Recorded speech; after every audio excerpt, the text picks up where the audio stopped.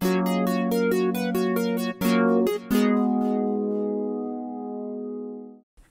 everyone. Welcome to another episode of Test Chamber. I'm Tim Turi, joined here by Ben Reeves.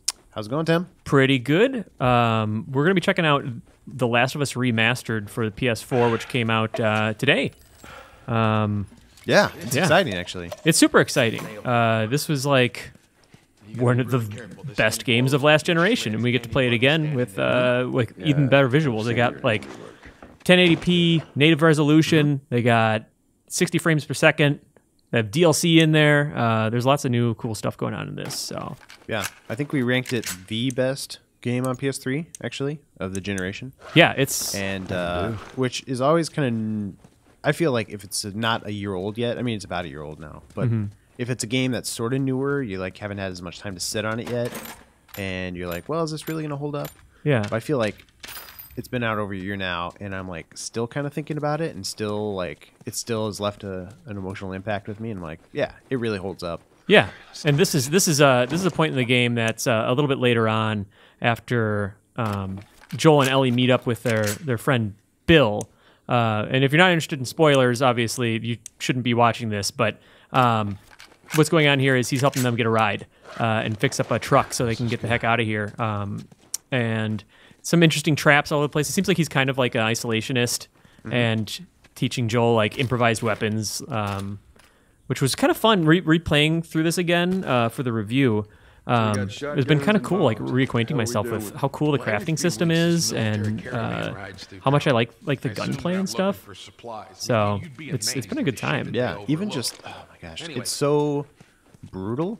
Like just the combat itself, even not just gunplay itself, but like hitting dudes with like the crack 2x4s, or like smashing guys' heads into the wall, and you're like, we take that battery and we put it in. People overuse this word, but it's very visceral. Yeah, you're just like, it's very like when the first time you play it, you're like, holy crap! Like you have an action sequence, and you just leave, and your like heart's beating faster because you're like, that was really intense. And you know, I want to talk a little bit about some things that if you haven't seen this game since it came on PS3, as I've been talking to people, a lot of folks are just like, yeah, you know, this kind of looks like how I remembered it. It was a really good looking game on PS3, and it's easy to forget, you know, or not notice how smooth like the 60 frames per second look.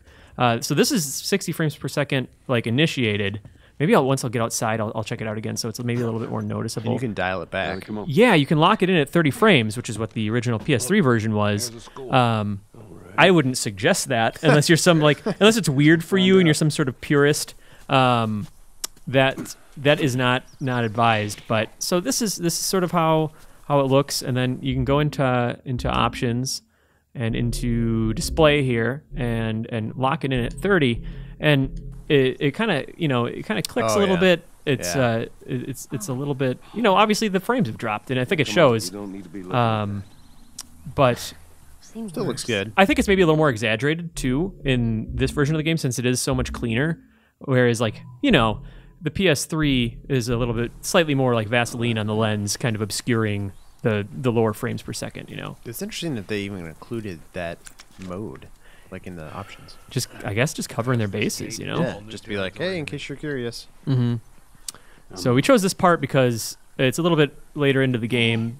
I think we've shown off the beginning of this game before when the PS3 version came out, but I want to show one of my favorite strategies, actually.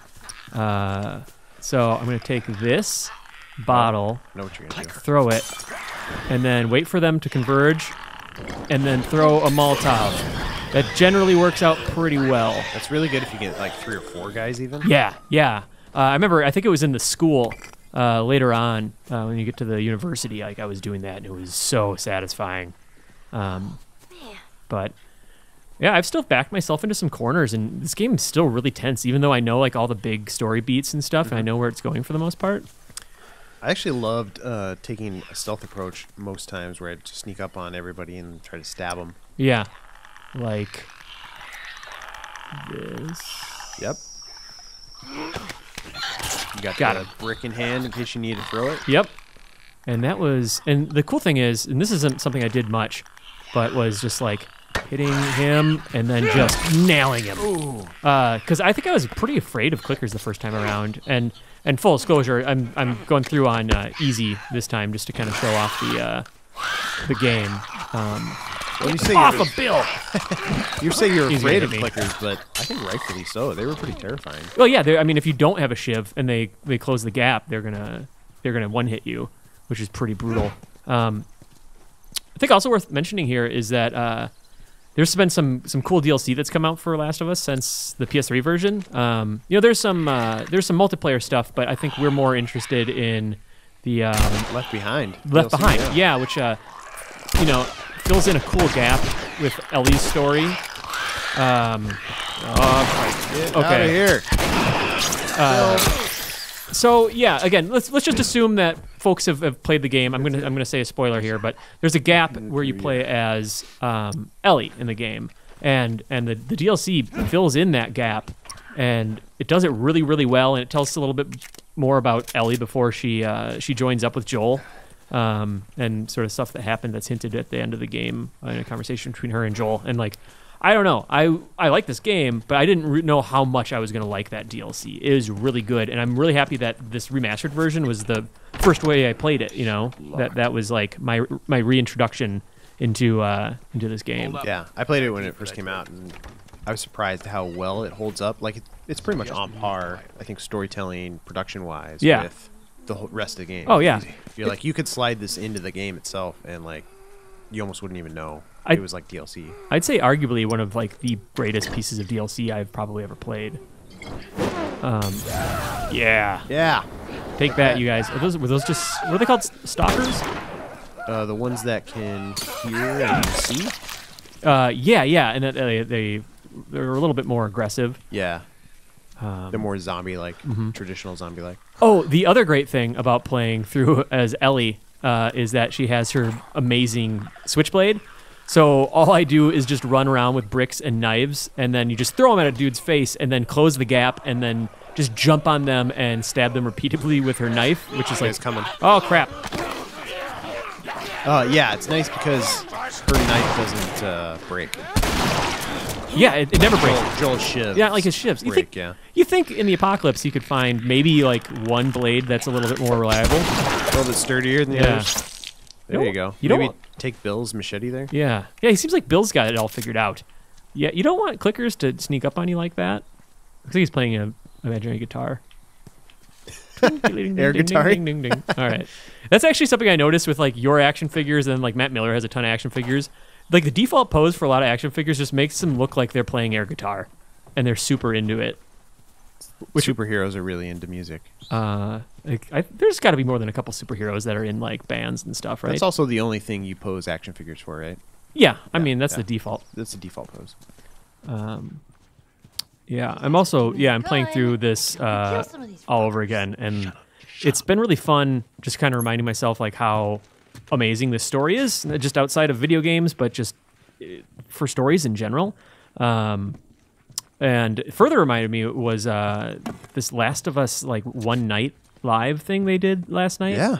I checked that out, which it's actually posted on the website. You can go and see some select scenes from this game, like reenacted by the original, voice and mocap actors, which are the same people in this case, live on stage with like they have Gustavo Santaolalla doing the music. Yeah, the original composer. Yeah. And it's really cool. Makes me kind of want to see like a play of The Last of Us. I would watch that. I would totally watch that. I actually thought about that when they did it. I was like, they could totally adapt this for a tour. Yeah. I think it'd do some cool like stage effects. Yeah. But I don't really want them to get too lost in like, hey, let's do plays, let's do movies. I want them to keep making games. Yeah, me too. This is another thing worth mentioning. These are minor things, but I'm hitting the touchpad on the PS4 controller to bring this up. Oh, cool. Crap. Okay. Yeah, they're coming right at you. That's not good. Okay. Sorry, guys. Gentlemen. Sit down. Bill, you'll have to answer to my friend Bill here. Oh, okay. All right. What? There you go. Clicker. He's got this. Yeah. Don't worry. Will he actually kill them? No. Get him. Oh, this is really good. I mean, if you're playing this for the first time, though, you'd be like losing your mind. Like, holy crap. Well, yeah. That was just like 3 dudes, right? It's still nerve-wracking. And they gave you a run for your money. Yeah. Which Yeah. I would say is just like real life. If you were getting attacked by like 3 zombies, like They're going to give you a run for your money. Yeah. Actually, probably a run for your life. they would keep running. You would run for your life. They would. They don't actually care a lot about money. They give you a run for your brains. I'd be willing to bet you wouldn't care about money in that moment either. Oh yeah, so you have all these constituent parts to make. Oh great, I have enough to wait. I just want to make sure that You don't have any shivs though either. Does upgrading your melee weapon? I can't remember. Does it It makes it stronger again? stronger. I think it's a 1-hit kill. Yeah, you get like a one hit. It's like a shiv at the end of your Yeah. which is awesome. But then you got to balance that because you're out of shivs, and Mm-hmm. shivs are actually really handy. It's a handful of handy. Well, it's a When you, hand. You have a shiv in your hand, so I think you're right there. I think I might try to get kind of Rambo for the rest of this. Just I think it gets pretty cool. I don't know if we'll get to the climax of this part, but there's a really cool ending sequence. Right. And if you haven't played Last of Us yet, you shouldn't be watching this. No, that's true. You should be playing this. And speaking of games that you should play, I gave this version of the game. I would have given the PS3 version, like, that's a 10 in my book. Like that is a 10 out of 10 video game. Like, it's one of the best I've ever played. And all these extra, all the extra stuff they did with this and making it look so much better, and the increased frame rate and stuff. That's all great, but yeah, this is a 10 out of 10 obviously as well. Easy. And you get the bonus of the DLC. Yeah, and if you have a PS4, if you bought one and you didn't get around to this game, it's selling new for $50, which is $10 cheaper than it was. I think there's some trade-in deals you can do to get even less. But it's totally worth it, I think. And if you're thinking of replaying this game, like, this is also like totally the way to do it.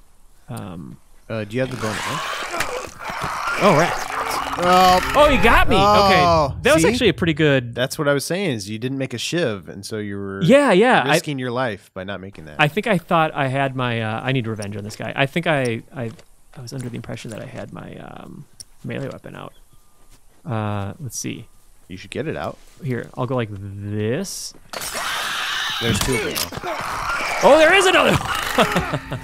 Oh, Tim, you're bad at this. All right. I thought the other guy was a stalker. All right, I'll get revenge on these guys, and then I think we'll probably wrap it up pretty quick. But this sequence of the game ends with like this awesome. They're like trying to kickstart the car, like drop the. I don't know, what do you call it when you're trying to get a car rolling, a rolling start because really cool. the starter's not working or something like that. And Ellie's driving, and you have to like run after the car and keep pushing it while she's trying to get it going, and it's one of my favorite sequences in a game. Oh, still.